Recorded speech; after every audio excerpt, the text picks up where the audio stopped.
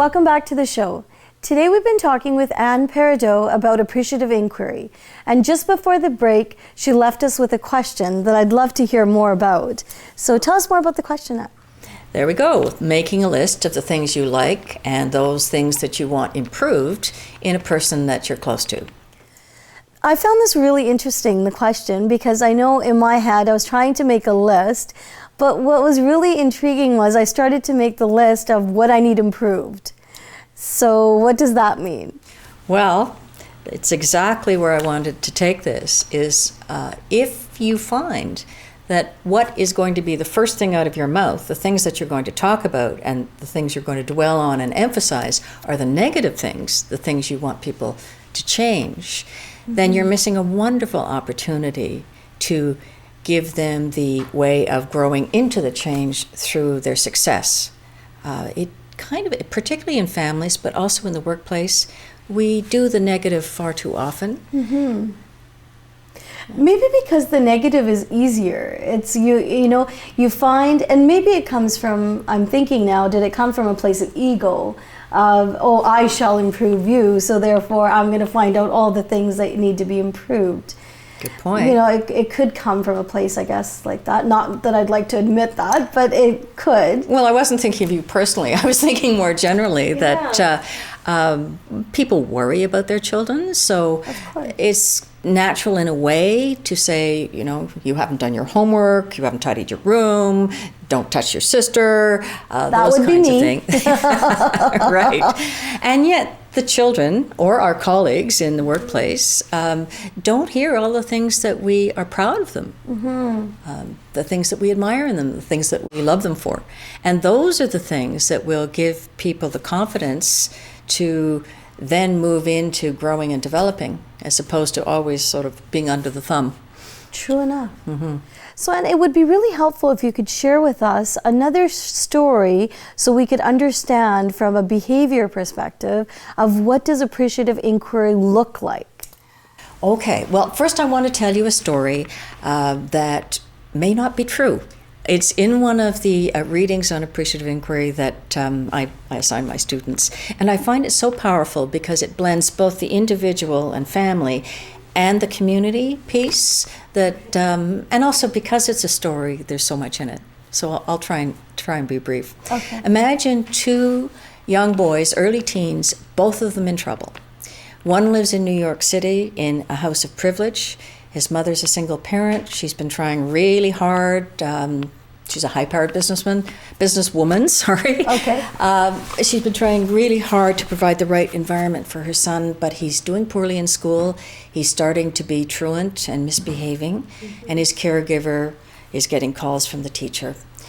So the mother says to the caregiver, make a list of everything that he hasn't done well and all the things he's been disobedient about, and I will review it with him at the end of the day. So she's convinced that if he knows his faults and what he should do, then he'll change. And of course what happens is he gets to be more rebellious, more surly, and starts doing even more poorly in school. The other child lives in an Aboriginal community in the desert.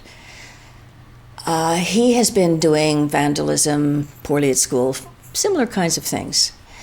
What that community chooses to do is to call a circle. And at the beginning of the day, they put him in the circle, starting with his father, then his mother, then his aunts, then the whole community, and finally the chief. They spend the whole time telling him how they appreciate him, how they love him, specific stories about his childhood. Every single one of those is a positive story. There isn't a hint of blame. Nobody mentions the vandalism at all. And then the key question is, which child has the greater chance of changing?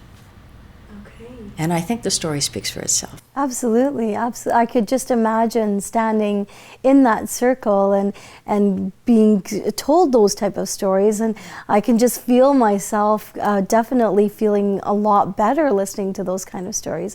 Here's my question though. In the first story, where the child was given the list of all the stuff that needed to be improved, help me understand, why does that child then go into further vandalism, or is it because he's getting so used to the stories that he's then forming that opinion about himself?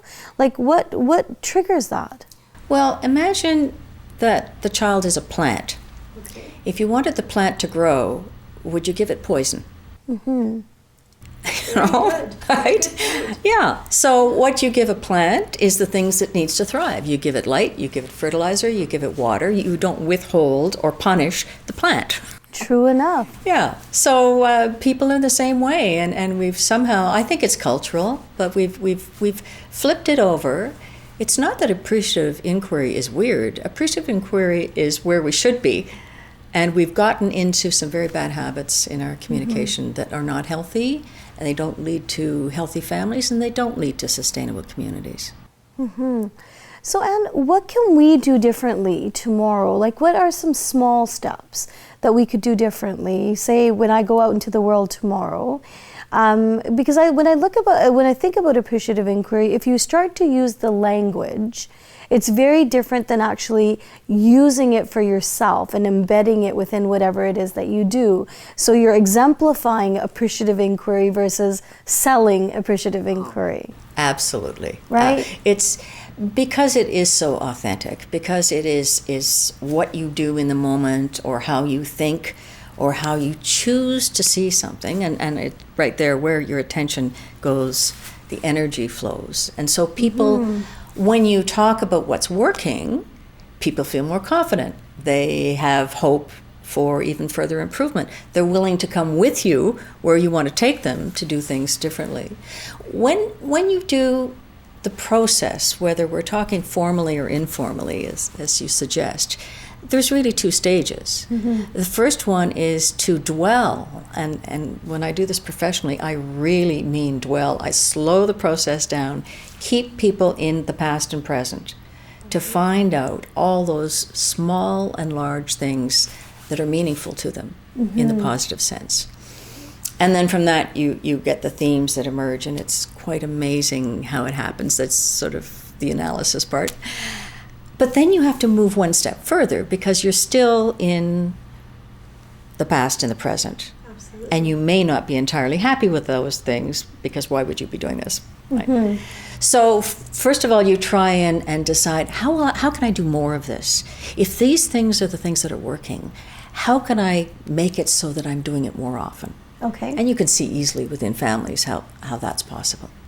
And the next phase is, now that I fully understand where our skills are, where we're effective, where we're joyful, where we love what we do and we have energy around what we do, now what else do we want? And so that's the next phase in the process is, and we all know that from the vision work, right? Yes. What do we see in the future that we can move to? But where it's different is that if you're doing change work with organizations, the standard practice is essentially to trash everything that the group's been doing or the community's been doing and say, now, here's the right thing to do. Do it my way, yes. The powerful consultant. Whereas here, you're using the group and only facilitating and saying, okay, this is what gives you strength, this is where you're capable, here's where you've decided to do more, now, what else? Okay. And there's magic in bringing forward out of the past what you're already doing, accentuating it, and then it just a springboard up to move into the future. And you've got all that strength behind you. You're not going off a cliff, you're leaping. Yes, exactly. Yeah. Well, in true appreciative inquiry form, I was going to actually, my natural instinct right now is to ask you what sort of challenges can you anticipate using appreciative inquiry, whether it's family or whether it's your work environment. And I'm going to stop that question and ask you, what are the opportunities of using appreciative inquiry either at home or within your workplace? Like, what sort of things have you seen?